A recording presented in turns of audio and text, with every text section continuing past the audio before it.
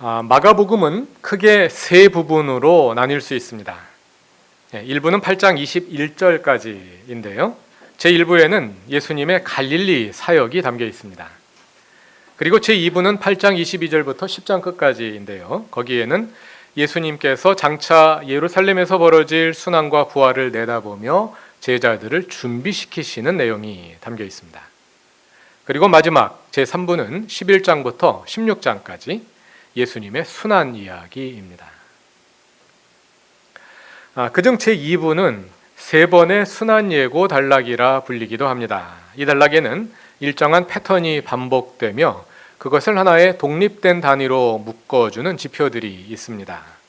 그것은 예수께서 순환과 부활을 예고하신 직후에 제자들이 무지와 어리석음을 드러내는 사건들이 반복하여 일어나고요. 그 전체 단락을 시각장애인이 눈을 뜨는 이야기 2개가 수미상관으로 둘러싸고 있는 것입니다.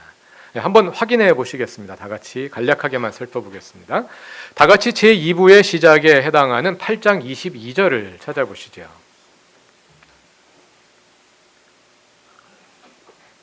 (22절부터) (26절까지를) 보시면 예수님께서 벳세다의 한 시각장애인을 고쳐주시는 일이 기록되어 있습니다. 그렇죠? 이 페이지를 손으로 잡으시고요. 다음으로는 제2부의 끝부분에 해당하는 10장 46절로 가보겠습니다. 10장 46절부터 52절까지에는 시각장애인 바디메오가 고침을 받는 이야기가 담겨 있습니다.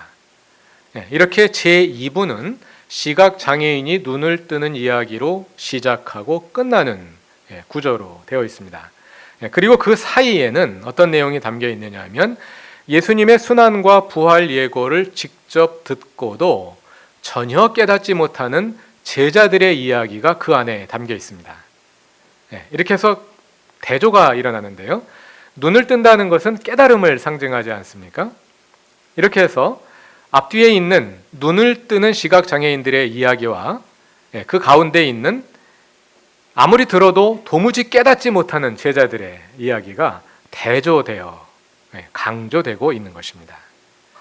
다시 제2부의 처음으로 가보겠습니다. 8장 22절로 가보시고요. 거기서부터 조금만 더 들어가 보겠습니다. 이 단락 안에는 세 번에 걸친 순환 예고가 나옵니다. 첫 번째 순환 예고는 8장 31절에 나옵니다. 31절에서 예수께서 장차 일어날 자신의 죽음과 부활을 예고하시자 32절에서 베드로가 예수께 항의합니다. 그래서는 안 된다고 그러는 거죠. 그러다가 33절부터 38절에서 베드로가 예수님께 된통 야단을 맞습니다. 이런 패턴이 계속해서 반복됩니다. 둘째 순환 예고는 9장 30절과 31절인데요. 예수께서 둘째로 자신의 순환과 부활을 예고하시지만 32절 이하를 보면 제자들은 전혀 깨닫지 못하고 오히려 자기들이 서로 큰 사람이라고 다툽니다. 그러다가 35절부터 37절에서 예수님께 한 소리 듣죠. 셋째 순환 예고는 10장 32절부터 34절까지입니다.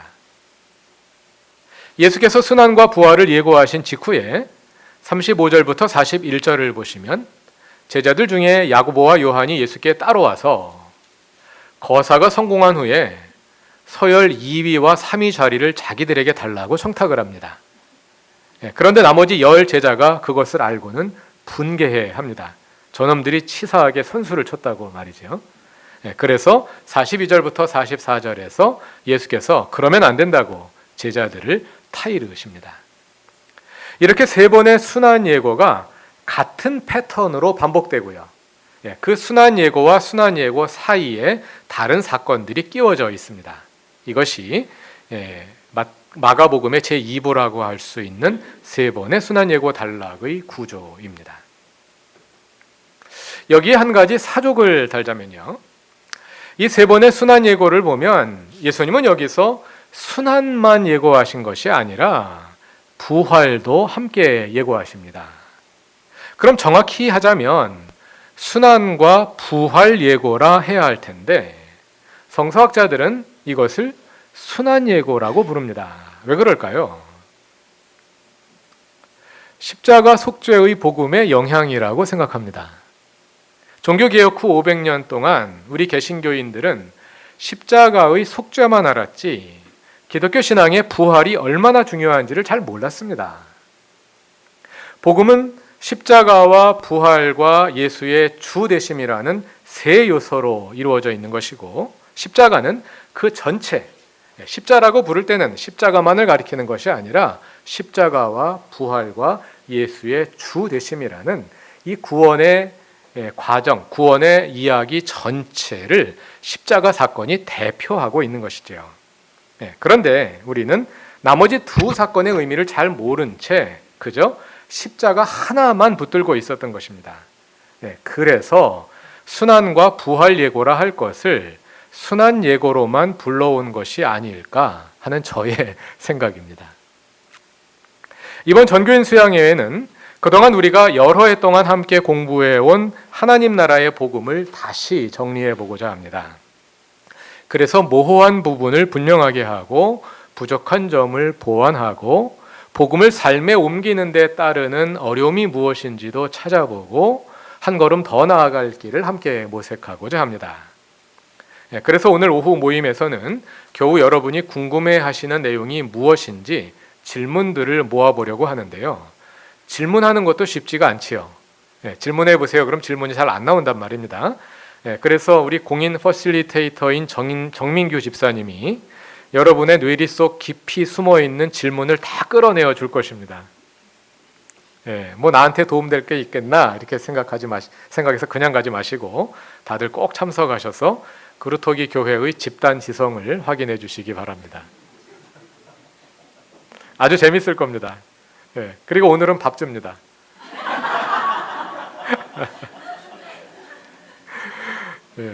다시 본론으로 돌아가 보겠습니다. 마가복음은 이렇게 세 부분으로 나뉘는데요. 제1부에서 예수님은 갈릴리에서 능력 있게 사역을 펼치십니다. 마가복음에는요, 예수님의 기적 이야기가 굉장히 많이 담겨 있습니다. 예수께서 능력을 행하셔서 병자들을 고치시고 죽은 사람을 살려내고 귀신을 쫓아내고 배고픈 사람들을 먹이고 자연을 다스리는 등 수많은 기적 사건들을 보도하는데요. 그 기적들의 대부분이 제1부에 담겨 있습니다.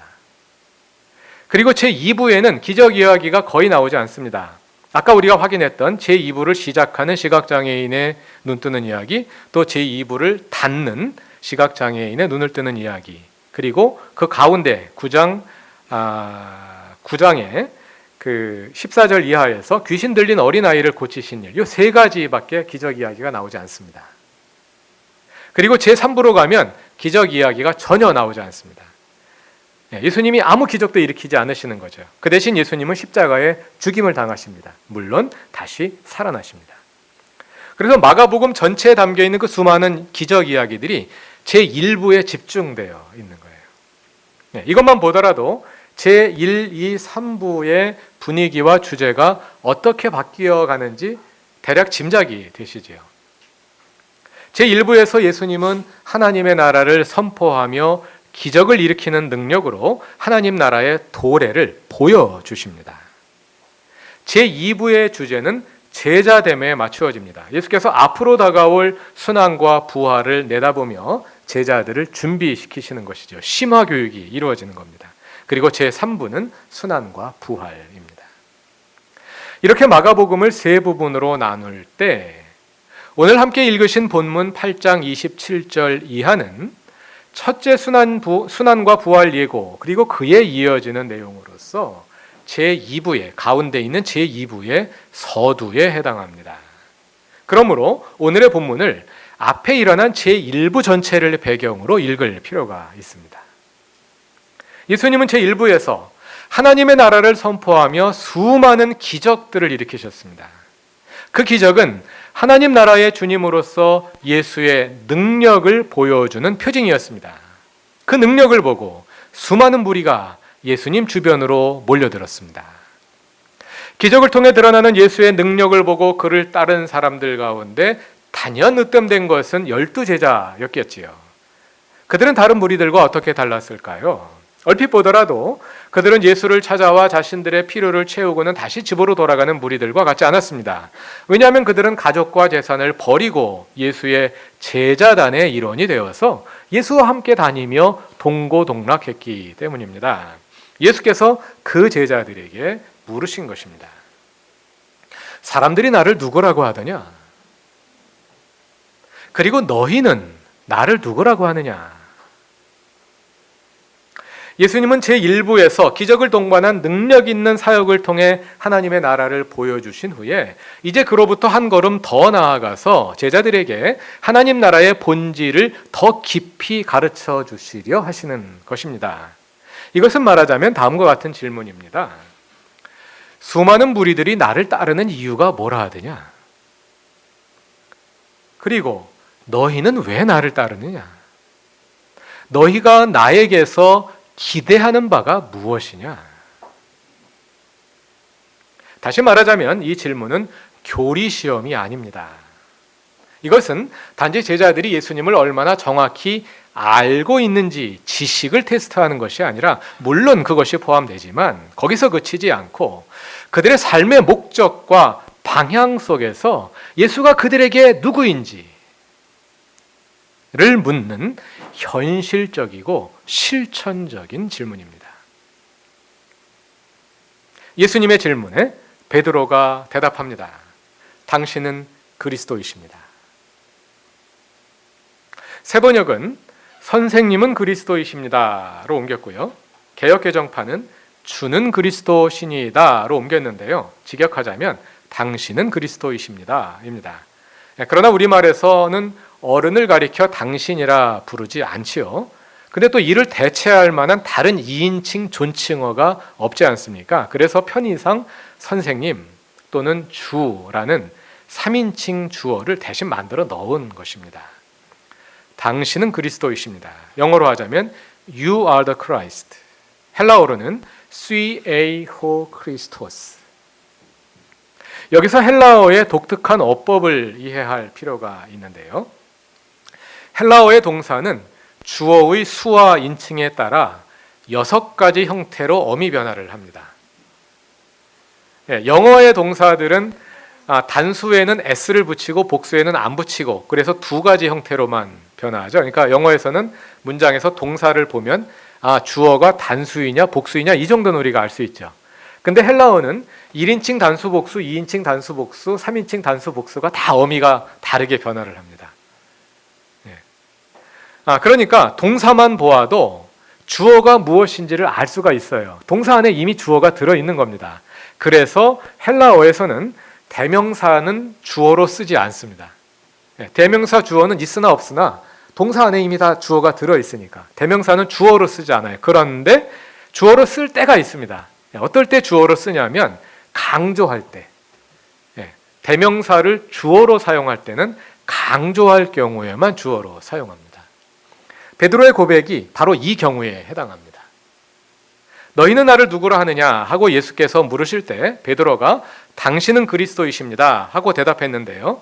헬라어로는 그냥 에이호 크리스트, 아더 크라이스트, 그리스도이십니다 이렇게만 말하면 돼요. 그러면 당신이란 주어가 그 안에 들어있습니다. 그런데 그렇게 말하지 않고 sui eho Christos, you are the Christ, 당신은 그리스도이십니다 이렇게 말한 겁니다.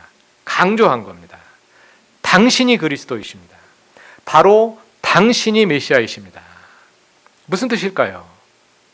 예수님 당시에 유대인들은 그리스도, 즉 메시아가 누구인지 모두 잘 알고 있습니다.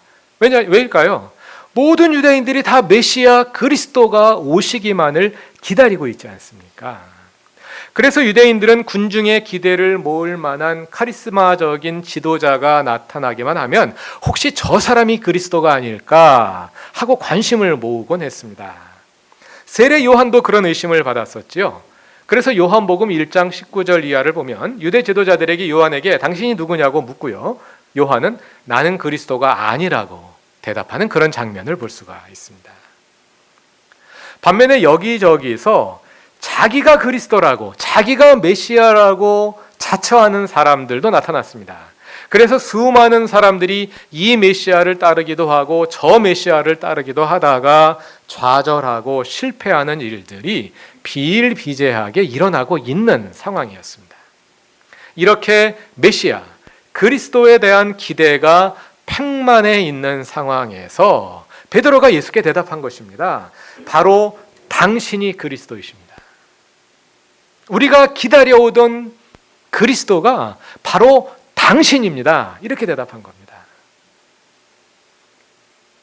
베드로가 대답하기 전에 28절에서 제자들은 먼저 사람들 사이에 퍼져 있는 일반적인 견해를 보고하는데요. 어떤 사람들은 예수가 세례 요한이라 하고 어떤 사람들은 엘리야라 하는 사람도 있고 또 어떤 사람들은 예언자들 중에 하나라 한다는 것이지요. 이 보도는 상당히 객관적인 것으로 보입니다. 비슷한 내용이 마가복음 6장 14절 이하에도 나타나는데요. 그것은 헤롯의 귀에 들어간 소문에 관한 것입니다.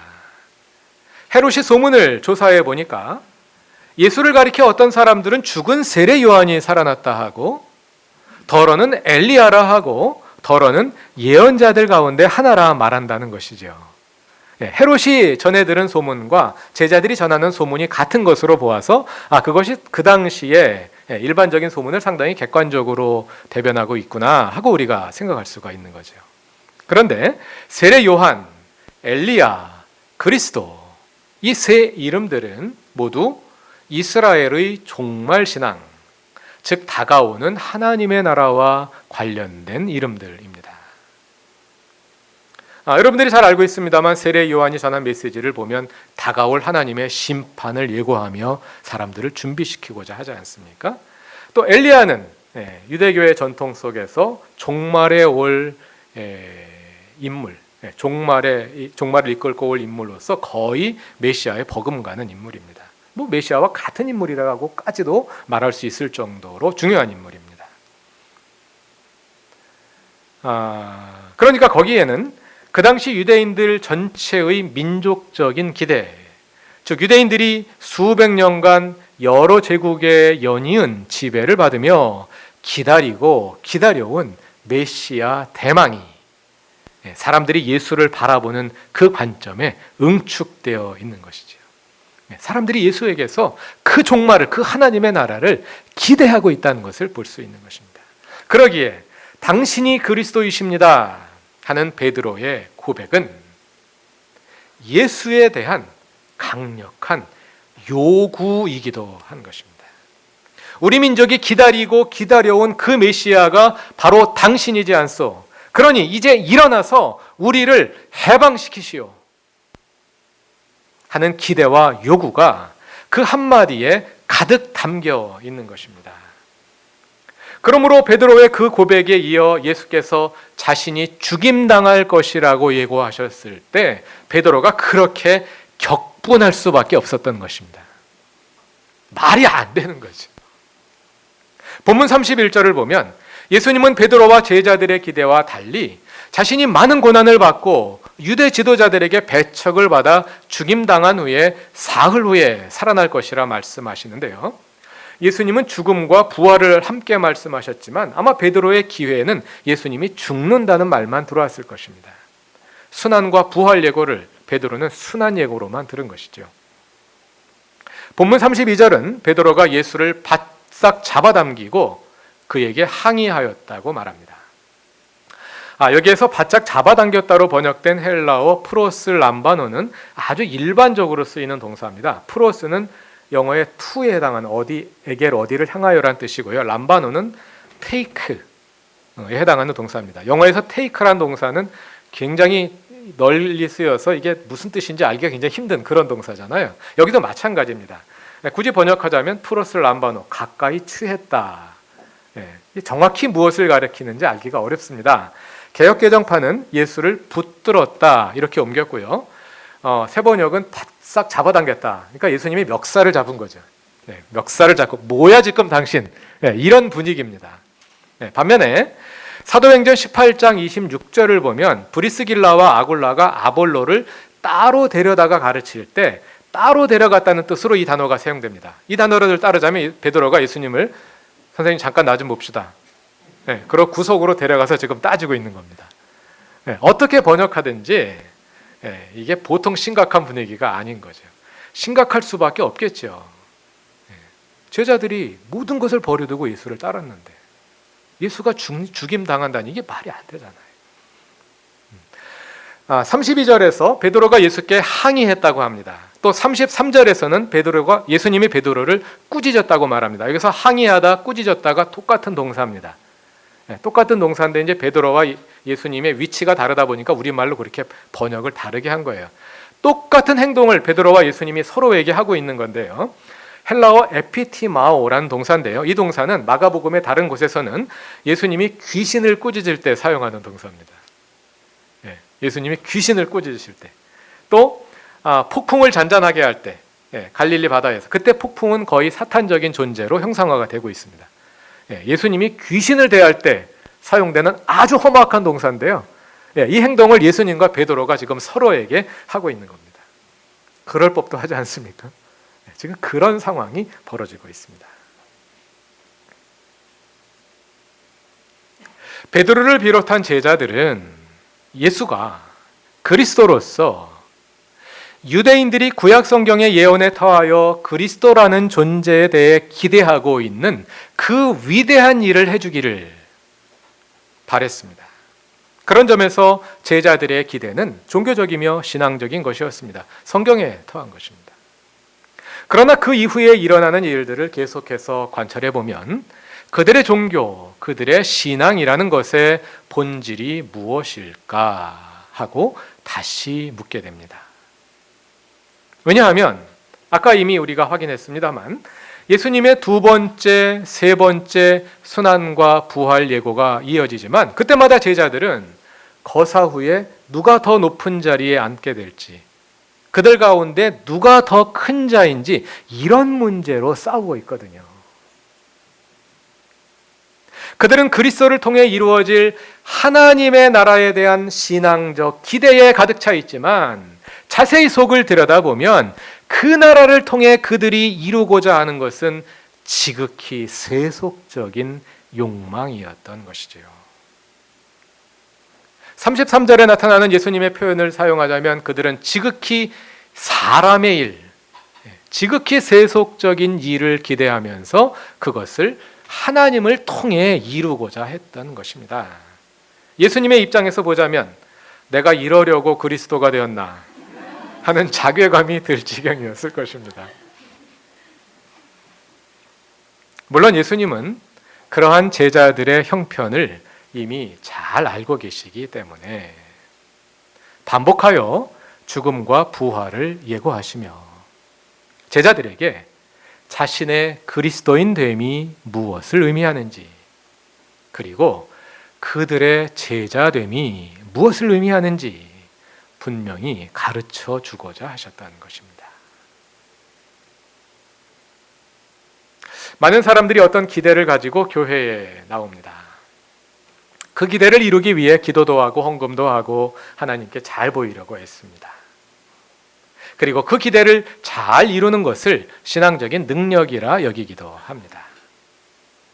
그러나 여러분, 신앙이란 기대를 잘 이루는 것이 아니라 기대를 수정하는 것입니다.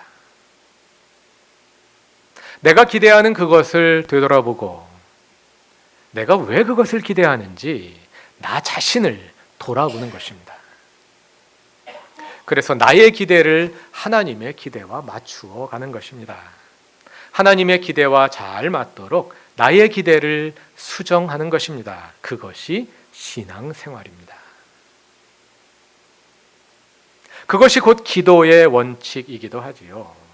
기도의 목표는 하나님을 움직이는 것이 아니라 나를 움직이는 것입니다. 하나님을 변화시키는 것이 아니라 나를 변화시키는 것이 기도입니다. 그런데 베드로와 제자들의 왜곡된 기대는 어디에서 온 걸까요? 따지고 보면 그들의 기대는 그리 독특한 것이 아닙니다. 첫째가 되고 싶고 으뜸이 되고 싶은 것은 모든 사람들의 욕망이지 않습니까? 힘 있는 사람이 모든 것을 독식하는 승자독식의 사회, 힘없는 사람은 얼마 남지 않은 부족한 것을 더 나누어야 하는 그러한 부조리한 세상에 살다 보니 자연히 그런 욕망이 생겨나고, 또 사람들은 그런 욕망을 나 자신의 소망이라 여기며 살아가게 되는 것입니다. 그게 현실이니까, 다른 사람들이 다 그러니까 나도 그게 맞다고 생각하는 것이죠. 그것이 바로 38절이 말하는 이 세대입니다. 파라오의 질서입니다. 파라오의 질서가 지배하는 세상에서 예수의 가치를 내세우는 것, 예수의 가치를 따라 사는 것은 부끄러운 일이 됩니다. 그래서 사람들은 예수의 가치를 따라 힘들게 사는 이보다 그저 이 세대의 가치를 따라 살기를 선택합니다.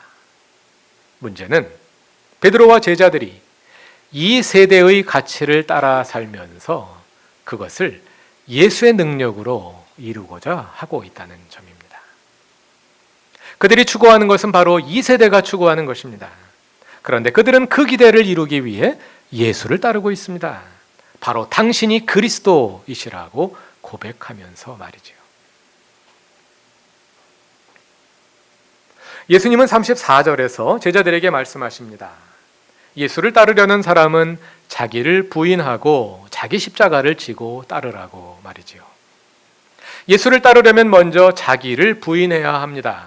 오늘 설교의 맥락에서 자기를 부인한다는 것은 내 생각을 의심해 보는 것입니다. 내가 기대하는 것이 정말 나의 기대인지 의심해 보는 것입니다. 내가 원하는 것이 정말 내가 원하는 것인지, 아니면 파라오의 질서가 내 안에 주입해 놓은 생각을 내 생각인 것처럼 착각하고 있는 것은 아닌지 검증해 보는 것입니다. 그런 방법으로 나의 기대를 수정하는 것입니다. 그리하면 때로 우리는 십자가를 져야 하는 상황에 이르게 됩니다. 나의 기대를 수정하며 이 세대의 삶의 방식을 거절하고 예수의 방식으로 예수의 가치를 따라 살고자 할 때 이 세대가 지배하는 현실이 우리를 곱게 보아주지 않는 것이지요. 사랑하는 그루터기 교회의 교우 여러분, 여러분에게는 어떤 십자가가 있습니까? 파라오의 질서가 우리에게 심어준 기대를 거부하고 예수의 가치를 따라 예수의 방식으로 살고자 한 결과 우리에게 십자가가 주어질 때 기뻐하십시오.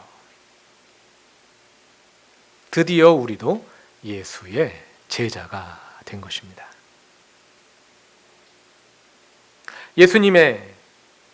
예수님께서 그분의 제자들을 통해 이 땅에 하나님의 나라를 이루실 것입니다. 예수의 제자로서 걷는 우리의 길이 복되고 기쁘고 힘차길 바랍니다. 그 길에 예수님께서 우리와 함께 계십니다. 다 같이 기도드리겠습니다. 하나님, 우리의 기대와 소원을 되돌아봅니다. 그것이 정말 내가 원하는 것인지, 아니면 파라오의 질서가 나에게 심어준 것을 나의 소원인 양 오해하고 있는 것은 아닌지, 우리의 내면을 말씀의 빛에 비추어 봅니다. 우리의 기대를 수정하게 하소서. 주님의 뜻을 따라 우리를 변화시키게 하소서. 그것이 이 세대가 원하는 것이 아니고, 그래서 그로 인해 고난이 따를지라도 주님의 소망이 나의 소망이 됨을 기뻐하며 주님을 따르는 길에서 행복할 수 있게 하옵소서. 예수님, 당신은 그리스도이십니다. 내 안에 하나님의 주 되심을 이루소서. 예수님의 이름으로 기도드립니다.